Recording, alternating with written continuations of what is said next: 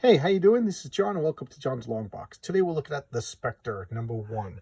This is DC Comics. This is April 1987 by Doug Moench and Gene Colan. And this cover is by Mike Kaluta. I love Mike Kaluta. I first discovered Mike Kaluta when he did like a hardcover graphic novel of The Shadow. And I always loved his artwork. I don't know. Whenever I saw Doug Moench, whenever I saw Mike Kaluta's name on a comic, I was like, oh, this is important. He's an important artist. So here we go. All right. This is the volume. This is the second volume of The Specter. The first volume of The Specter was like the 60s and 70s, and no, I do not have any of those comics. I said in many videos that I was a Marvel fanboy growing up, and I actively avoided DC. Although I as a kid who was into comics, sometimes people would give me comics. Sometimes my parents would buy me comics if I was good or on a long trip or whatever. So I did have DC Comics. I was familiar with a lot of DC Comics and characters, but I wasn't a collector until after the Crisis on Infinite Earths. But even so, I didn't have any Spectre comics, but I was familiar with the character. Okay, so who is the Spectre? Well, the Spectre is Jim Corrigan. He was a cop who was killed in the line of duty, and then he was sent back and became like an instrument of vengeance. He had vaguely defined powers, and therefore he was godlike, and he just became more and more powerful. He was like, at first he was just like a ghost guy who was hanging out with the Justice Society, and then he became more and more cosmic, more and more powerful, to the point where he almost became like an NPC in his own comic, and the stars were the criminals themselves. And then at the end of the story, the Spectre would come up. Like if a guy was, a greedy person, the Spectre would come and point to him, and then the guy would take the gold coins or whatever and devour them until he was dead. So he would give you karmic justice and stuff like that. Okay, so this comic starts after the Crisis on Infinite Earths and then Swamp Thing 50, and just keep those in mind. Okay, those will play big important points to the events of this comic, and at the appropriate time, I'll bring them up. So let's open it up now that we know who the Spectre is. All right. So here we have this woman. Why can't I remember her name? Kim. Yes, something Kim. And she is like dissatisfied with her life. Kim Liang. And she's dissatisfied with her life. And she wants to quit her job and get a new job. She's like some sort of secretary or whatever. And so she's going to quit. She's tired of working for these people. And here we have the Spectre. And Doug Moench was the writer for this entire series. I'll talk about the series over. I'm jumping around. So let's look at this. So this is the Spectre. Now, he is out of time and space. He is in the eternal void, whatever you want to call it, whatever. And he's being punished. And why is he being punished? Because the powers that be, God, the voice, whatever, they call him the voice in this comic, but whoever you want to call him, that's fine by me. And he is being punished because of his many failures. What did he fail to do? He failed to prevent the Crisis on Infinite Earths, and untold billions of souls died, and he failed to prevent the darkness from merging with the light in Swamp Thing number 50. So the powers that be were just like, what good are you? We're throwing you, you bum. And they cast him into this torture device where he is actually being tortured by all the souls of the people who died in the Crisis on Infinite Earth. Remember, infinite planets died, and if you would just focus on the Earth, infinite beings died, and only 8 billion of souls survived. So there you go. Just think of all the torture that he's going through, and here he's recollecting all this. This is Swamp Thing 50, comic I got to showcase, one of my favorite comics. So let's just look at the credits. Okay, we got Doug Moench, writer, and if you watch my videos, I used to say Doug Moench, and I watched an interview with Chuck Dixon, who worked with Doug Moench, and he says Moench, so I will now say Moench, but for my entire life, I said Doug Moench. What do I know? And Gene Colan and Steve Mitchell are the artists. Gene Colan was one of the early Marvel artists. He was famous for Doctor Strange, and he did Doctor Strange and Daredevil. He just Tomb of Dracula. Oh, geez, I can't believe I almost forgot Tomb of Dracula. And I always said that he was like the closest to a fine artist that Marvel had. And of course, now that he's freelance, he's working for DC. And his moodiness and sketchiness is perfect for like a supernatural being like the Spectre, I think. I don't know much about Steve Mitchell, I'm sad to say. John Constantine you've seen his name if you watched my videos a lot. He's an inker, letterer, excuse me, that worked for Marvel and DC. Adrian Roy, one of my favorite colorists.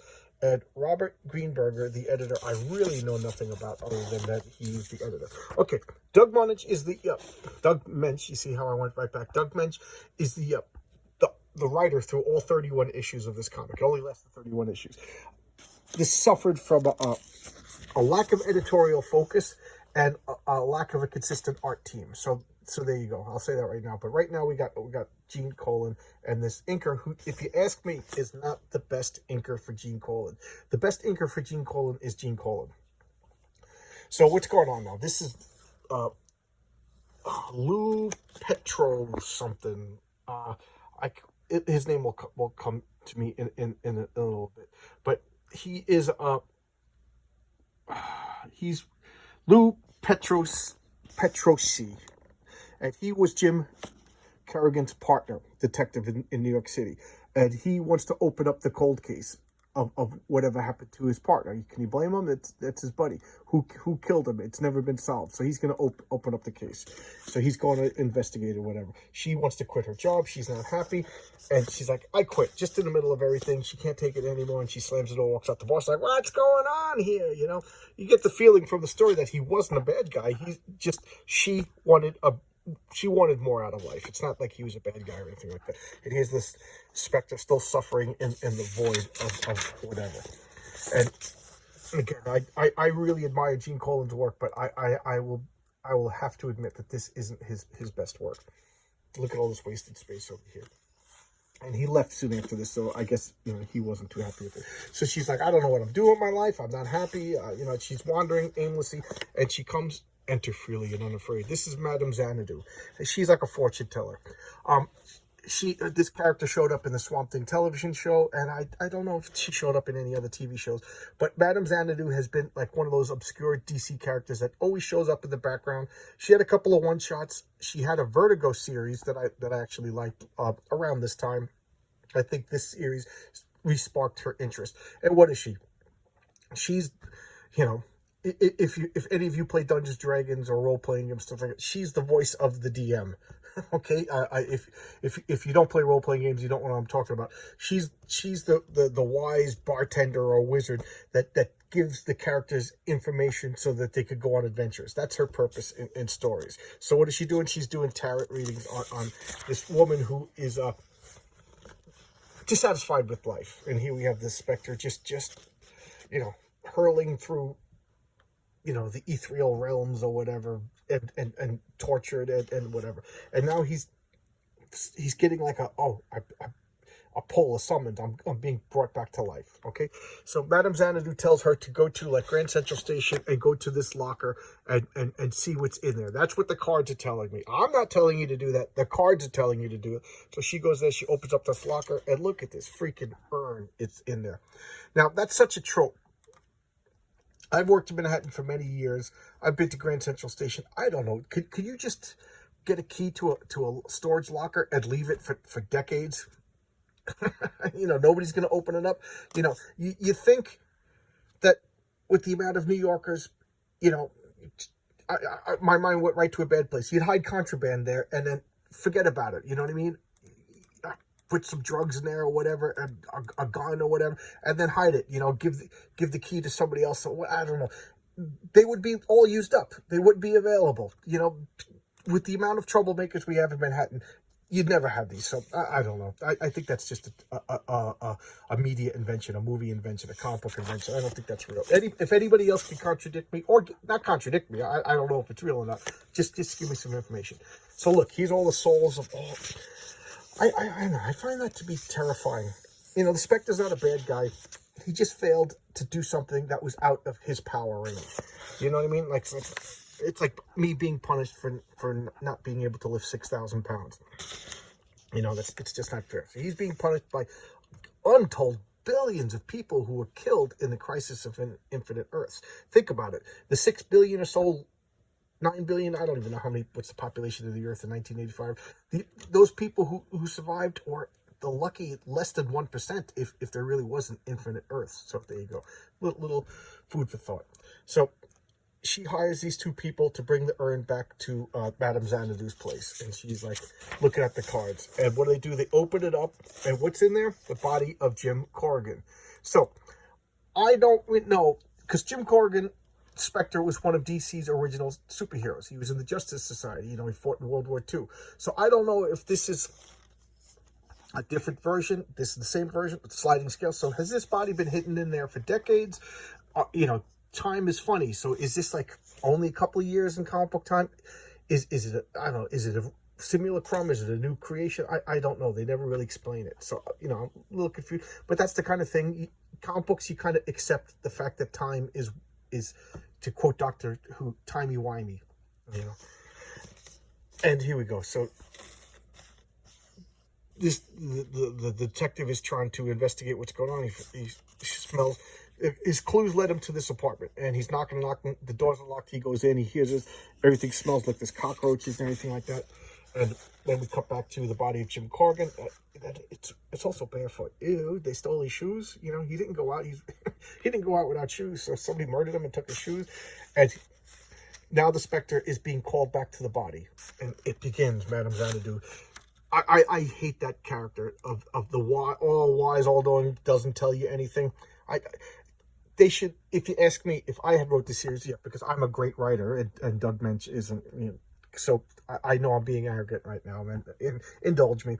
If I was to write this comic, I would have Madame Xanadu being shocked at all of her revelations, playing the cards. I'm like, I can't believe this. Does the name Jim Corrigan mean anything? What's going on? Like, but she acts like she plays the cards as like, oh, And I guess maybe that's a fortune teller thing to give you confidence. But since we already know that she's powerful because we are the comic book reader in a world of the Spectre and Doctor Strange and Dr. Fate, rather, and Superman. So I think it would just be, I don't know, just cooler, more believable, a little bit more scary to have Madame Xanadu, like, almost like, I don't want to read your fortune, and, you know, and like, what does this mean? Like, I read the cards. Let's go. I don't know what this means. Let's figure it out together. I think that would be a little bit more than like she plays the cards. Okay, you know what I mean? Because then it's just like, well, why don't you get off your ass and help me out? You seem to know everything. So now everything's going crazy. You know, we have supernatural powers aligning, and his Jim Corrigan and the Spectre are there merging, and Lou is also elsewhere looking at all these arcane things, like what's going on? You know, it was was Jim Corrigan. I'm saying Kent Nelson, like Dr. Fate. Was he involved in the arcane? So he's opening up this, and flies are covering all over. Meanwhile, the Spectre over here is merging, flashing back, merging, and the body awakes. And what does he do? He's panicking, and the Spectre leaps out of his body and starts, I don't want to say murder Rooney because they're not quite dead, but he lashes out. You know what I mean? Like, just imagine that mere microseconds ago, because who knows the time dilation between the infinite void and the prime material plane. He just comes out and he starts attacking. And then Madame Xanadu calms him down, and he's like, I'm sorry. And here's Lou, whose unpronounceable last name. He's puking in the sink, and this little horrible thing is coming out, and he's like, I'm alive again. I'm in pain. You know, it hurts. And the Spectre flies off. So this is like a weird little period in the Spectre history. Jim Corrigan and the Spectre are two separate entities, but they're linked. So whenever the Spectre is not inside of his body, he's in pain. And she was like, you'll get used to the pain. How do you know?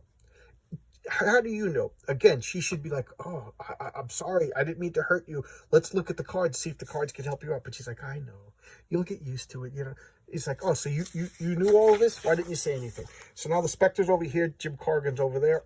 And he flies back into his body. And they're both, like, that's how they both heal. That's how they both relax, is when they're joined. But they have a different consciousness. They have different wills. They have different personalities. But they're paradoxically one at the same time. Issue 18, it goes back to Jim Corrigan and the Spectre are one being, like the traditional way that they have been portrayed. But right now, it's a little separate. You know, it's just a little odd period in Spectre history. So now they're going to form a team. And what happens is Madame Xanadu uses her resources, and she sets Jim Corrigan up as a private investigator. So he can't go to be a cop anymore because he's legally dead. So now he's Jim Corrigan, private investigator. And that's like such a comic book trope. And you know what? That works. I think that's a good way to get stories. You know, it's a good premise generator. In walks the dame. Here comes the story. In walks this guy. Here comes the story. You know, it rather than just like stumbling around and into adventures.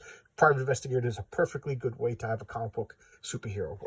And now Lou is now possessed by some entity. You can see the flies on his face, and he becomes the first major villain in the comic. You know what I mean? Poor guy trying to help out his buddy gets possessed by some sort of evil entity, and now he's the bad guy. And look at this. Look poor Lou. Just he's in the bathroom, so it's like evil poop. You know, you try to help out your buddy, and next thing you know, you're possessed by evil poop. You know, can't catch a break in New York when you're a cop in New York City. And that's the end of the first issue. What is this? Is this Spectre number 1? I can't read the number on that. Oh, this is Showcase Presents the Spectre. I think this is the first. No, it's not the first. Whatever. And we got like a write-up of the Spectre. Here's another. This is issue number 3. That's a great cover. Wildcat. I love Wildcat. And comic buyer's guide, fan awards. You could photocopy this and send it in, and they tally up your votes. Oh, here's an ad for the Justice League that I just showcased a couple of days ago, and we're back to the Spectre. I love that cover. So let's talk about this comic in general. It lasted 31 issues. It was a mess by the end. Doug Mensch was the writer for the entire run, but I think he did. I don't know if the same editor stayed around, but the artist kept leaving. I think editorial kept changing things on him, and it just was a mess. So it started out with Jim Corrigan and Liang and Kim Liang and Madame Xanadu as the supporting cast. And then eventually they left, and then around issue 18, I guess sales were low, so they tried something else, and they were just like weird characters, weird supporting characters, and it just didn't work. I liked it. I wanted to like it more, but it just failed. 31 issues. I think they even advertised another issue, and it was just unceremoniously canceled and kind of forgotten about. But this character, to me, the Spectre works best as like an NPC, a guest star in other people's comics. If you want to do the Spectre, you got to bring him down. You got to limit his powers. You got to define what his powers are. You almost have to give him like a mission statement. Like you have to, vaguely cosmic, supernatural characters. That's kind of cool and all, but it doesn't work. You have, how that was his main thing. How did he fight? How did he overcome? I always say that about heroes, is they have to struggle, but he was like the second most powerful being in creation next to God. How does that character struggle? The answer is he doesn't. So you just came up with creative ways for him to punish the wicked. I don't know. That's kind of cool and all, but for a superhero comic book, you gotta define the powers, limit the powers, and how does he fit in with the world? And I don't know. It was a little too weird. I liked it though. Would I recommend it?